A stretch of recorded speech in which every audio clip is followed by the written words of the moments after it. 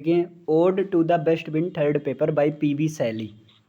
PB Shelley का एक ode है, Ode to the best Wind. यहाँ देखिए, poem Ode to the best Wind was written by Shelley in अक्टूबर 1819। ये poem जो है पीबी शैली, पर्सी बिस शैली, इनका पूरा नाम था पीबी शैली, पर्सी बिस शैली। इन्होंने लिखा था अक्टूबर 1819 में लिखा।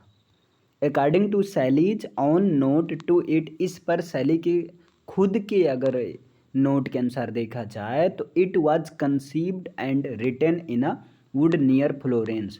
तो इसको जो है फ्लोरेंस के पास के एक वन में लिखा गया था।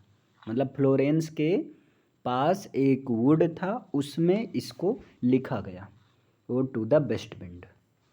एट दैट टाइम, उस समय, द बेस्ट विंड, जब ये Ode to the best Wind लिखा गया या पीबी शैली ने जब लिखा तब क्या हो रहा था? एट दैट टाइम, उस समय, the best Wind was gathering clouds, उस समय बेस्ट विंड क्लाउड्स को ला रही थी।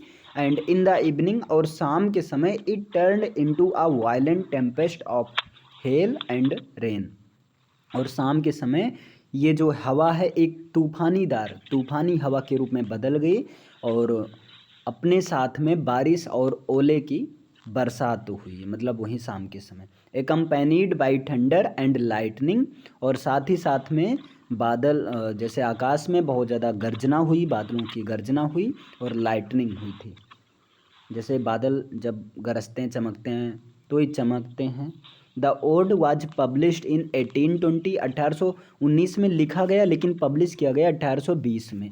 With Prometheus, Unbound and some other poems. मतलब ये देखिए, PROMETHEUS, विद प्रोमेथियस अनबाउंड के साथ में, मतलब ये कुछ ऐसे पोएम्स के साथ में इसको भी पब्लिश किया गया। The ode consists of 5 stanzas and each stanza is made of 14 lines।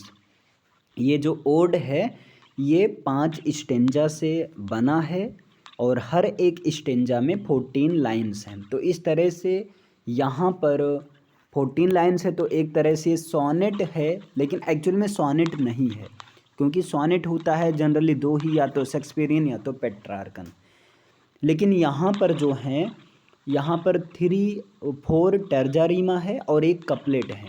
मतलब 3 लाइन के ग्रुप को टर्जा रीमा कहते हैं, तो 4 टर्जा रीमा है और एक कपलेट है। चलिए अब शुरू करते हैं summary. In the first stanza, Shelley personifies the best Wind and describes it as a force which sweeps dead leaves of the trees like a destroyer. पहले स्टेंजा में शैली कहते हैं, शैली बेस्ट विंड को इस तरह से पर्सोनिफाइज करते हैं कि वो बेस्ट विंड के पास इतना ज़्यादा पावर है, वो इस तरह से बलशाली के रूप में है कि जब वो चलती है तो ट्रीज से जो पत्ते गिरे रहते हैं, जो पत्तियां सूख जाते हैं, उनको साफ करके, स्वीप्स मतलब झाड़ू लगाना, एक तरह से उनको साफ कर देती है। लाइक अ डिस्ट्रॉयर, एक डिस्ट्रॉयर की तरह पूरा उड़ा ले जाती है अपने साथ में। It also carries the seeds of trees and plants away, और ये साथ ही साथ में ट्रीज को भी और ट्रीज और प्लांट्स को भी अपने साथ उड़ा ले जाती है। And puts them in the ground, और इनको ले जाकर किसी जैसे ग्राउंड में रख देती है, ग्राउंड में रख देती है। एंड इन द स्प्रिंग, और स्प्रिंग सीजन में plants grow from those seeds, और स्प्रिंग सीजन में यहाँ ये जो मतलब ट्रीज प्लांट्स को उड़ाकर ग्राउंड में डाल देती है, वहाँ से स्प्रिंग सीजन में उन बीजों से छोटे छोटे नन्हे मुन्ने पौधे निकलते हैं। Those in the matter of carrying away the seeds and putting them in the soil. इस प्रकार इस मैटर में कि ये सीड्स को ले जाती हैं, सॉयल में डालती हैं, और इसे वहाँ पर स्प्रिंग सीजन में छोटे छोटे पौधे ग्रो होते हैं। The best Wind is a preserver, इस तरह से बेस्ट विंड एक प्रिजर्वर की तरह काम कर रही हैं। In the last time of the first stanza, in the last line रहेगा वैसे, फर्स्ट स्टेंजा के लास्ट लाइन में the poet addresses the best Wind as destroyer and preserver. Poet जो है बेस्ट विंड को एक डिस्ट्रॉयर और प्रिजर्वर दोनों के रूप में इसको एड्रेस करते हैं। And and earnestly requires it to listen to him, और इसे कहते हैं कि हे बेस्ट विंड रुको मेरी बात तो सुनो। ये फर्स्ट स्टेंजा का समरी है। तो फर्स्ट स्टेंजा के समरी में दो चीज़ है, शुरुआत में इन्होंने कहा बेस्ट विंड को डिस्ट्रॉयर, फिर बाद में प्रिजर्वर का, लास्ट में कंक्लूजन निकाला कि best wind regarded as destroyer as well as preserver. फिर in the second stanza the poet employs 3 great metaphors. Second stanza में पोएट जो हैं 3 मेटाफर्स का यूज करते हैं यहाँ पर। फर्स्ट ऑफ ऑल पहले तो ही represents the best Wind as a noisy river flowing in the steep sky.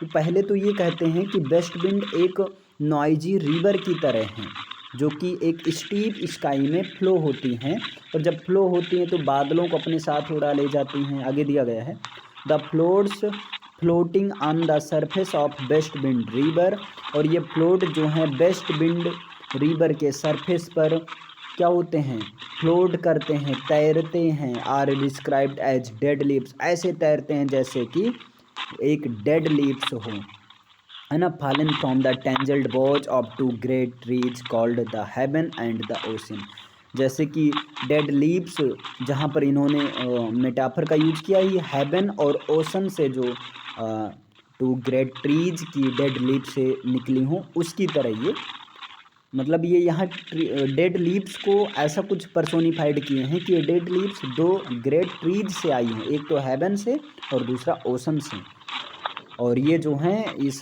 Cloud surface पर ऐसे क्लाउड्स जो हैं बेस्ट विंड रिवर के सरफेस पर तैरते हैं। हेवन, यहाँ पर हेवन का मतलब है the uppermost region of the sky, sky का जो अपर मोस्ट रीजन होता है उसको यहाँ हेवन की तरह मेटाफरिकली यूज किया गया है। Then the best Wind is represented as rolling ocean. अब बेस्ट विंड को तब मतलब दूसरा 3 था ना मेटाफरिकली, अब ये बेस्ट विंड को एक रोलिंग ओशन के रूप में रिप्रेजेंट करते हैं। Upon its blue surface there are spread black hair, और जैसा कि ओशन का जो सरफेस है वो पूरा का पूरा सरफेस ब्लू है, और उस ब्लू सरफेस पर ऐसा कुछ ब्लैक हेयर बन गया हो, जैसे होता है ना स्काई जो है एकदम ब्लू है और जब बादल काले हो जाते हैं तो ब्लैक हेयर के समान वो फैल जाते हैं। Of approaching storm like flying hair of the drunken women, और इस तरह से मतलब ये कुछ होते हैं जैसे कि एक मतलब वुमेन अगर उसको दारू पिला दिया जाए तो बालों वालों को मतलब उस flying hair of a drunken women, हाँ जैसे कि एक वुमेन है अगर वो ड्रंक कर ली हो तो उसके बाल उड़ते हैं, जैसे बालों वगैरह का उसको कदर नहीं रहता, नशे में रहती है, इस तरह से। द थर्ड, ये तो हो गया, और तीसरी बात क्या है, the third West Wind is represented as a song of morning, और तीसरा बेस्ट विंड जो है एक सॉन्ग ऑफ मॉर्निंग मतलब एक दुख विलाप के सॉन्ग को रिप्रेजेंट करता है। Being united with dark night, और ये सब डार्क नाइट से मिलकर it becomes a dome of vast tomb with an arched ceiling of the clouds, ये जो है क्लाउड्स की एक आर्क्ड सीलिंग के साथ मिलकर एक वास्ट टॉम्ब बना लेते हैं, मतलब मकबरा टाइप बना लेते हैं। Then he again request the best wind to listen to him, और तब फिर ये कहते हैं कि हे बेस्ट विंड से रिक्वेस्ट करते हैं रुको मेरी बात तो सुनो। फिर यहाँ अब देखिए थर्ड स्टेंजा में क्या है, in the third stanza the poet represents the best Wind as a power. Third stanza में पोएट बेस्ट विंड को एक पावर के रूप में रिप्रेजेंट करते हैं, which has woken up Mediterranean sea from its summer dreams, जो कि अपने समर ड्रीम्स मतलब गर्मी के सपनों से जाग गई है और मेडिटेरेनियन सी को जाकर जगा रही है। मतलब बेस्ट विंड के पास इतना पावर है कि समर ड्रीम से निकल गई है, समर ड्रीम से बाहर आई है और मेडिटेरेनियन सी को जगा रही है। जो जैसे मेडिटेरेनियन सी शांत लहरें होती हैं तो हवा की वजह से लहरें में क्या हलचल मच जाती हैं। It is also described as the power for whose path the waves of the Atlantic ocean cleave themselves into deep wide and furrows, और ये कहते हैं कि इसके पास इतना ज़्यादा पावर होता है कि अटलांटिक ओशन की जो वेव्स होती हैं उनको जो है काफ़ी डीप से लाती, वाइड कर देते हैं, फिरोज मतलब इनके वेव्स में चेंजनेस कर देती हैं। Then Shelley prays to it again to listen to him, और सैली फिर कहते हैं, हर स्टेंजा के लास्ट में यही कहते हैं कि बेस्ट विंड रुको और मेरी बात सुनो। इन द फोर्थ स्टेंजा में the poet describes himself to be a dying poet. Fourth stanza में पोएट अपने आप को एक डाइंग पोएट के रूप में डिस्क्राइब करते हैं। Who has fallen upon the thorns of life and is bleeding to death. और जो इस तरह से डाइंग पोएट के रूप में डिस्क्राइब करते हैं कि जैसे वो जो है ज़िंदगी के कांटों पर गिर गया है और मरने वाला है, मरने की कगार पर है। और फिर क्या है, मरने की कगार पर है। Then he praise the best wind to lift him, और तब वो बेस्ट विंड से प्रेज करते हैं कि हमें उठाओ, हमें जो है इन जिंदगी के कांटों से उठाओ। As it lifts up a wave a deep leaf और अ क्लाउड। जैसे तुम एक क्लाउड को, एक डेड लीफ को उड़ा, एक वेव को उड़ा ले जाती हो, वैसे तुम मुझे इन जिंदगी के कांटों से उठाओ।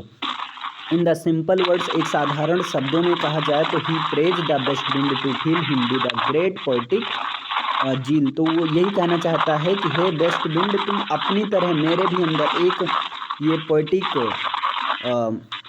मतलब पोएटिक उत्साह को भर दो। मतलब एक अपने जैसे तुम्हारे अंदर उत्साह हलचल है, ये चीज़ मेरे भी अंदर भर दो, जिससे मैं भी काव्य प्रतिभा कर सकूँ। Which may destroy bad customs and preserve the good ones. जिससे मैं क्या करूं, जो जितने भी बैड कस्टम्स हैं, बुराइयों पर काम कर सकूं, बुराइयों पर लिख सकूं, और जो अच्छाइयां हैं उसको प्रिजर्व करके रख सकूं। इन द फिफ्थ स्टेंजा में the poet earnestly request the best wind. Poet एक ईमानदारी पूर्वक बेस्ट विंड से रिक्वेस्ट करता है, बिकम हिज पोएटिक स्पिरिट, कि वो बेस्ट विंड उसकी पोएटिक स्पिरिट बन जाए, है ना, और spread his dead poetic thoughts, और जो उसकी पोएटिक थॉट्स डेड हो गई हैं उसमें फैल जाएं, उसमें जान ला दें। Over universe and these so the seeds of new systems, और इससे क्या होगा, एक नई सिस्टम्स को हम लोग चला सकते हैं, हम चला पाएंगे। His prayer implies that the best wind should inspire in him its fairy spirit. और वो इस तरह से प्रेज करते हैं बेस्ट विंड से कि वो जो है एक स्पिरिट के रूप में आए और उसे इंस्पायर करे। डैट ही में राइट ग्रेट प्रोफेटिक पोएम्स, और जिससे वो एक ग्रेट पोएम लिख सके। इन the last line of the poem, और पोएम की लास्ट लाइन में द पोएट होप्स, पोएट ये होप करता है that a new era is not for away, कि एक नया एरा आने में बहुत ज़्यादा दूर नहीं है, अर्थात एक नया युग आने ही वाला है।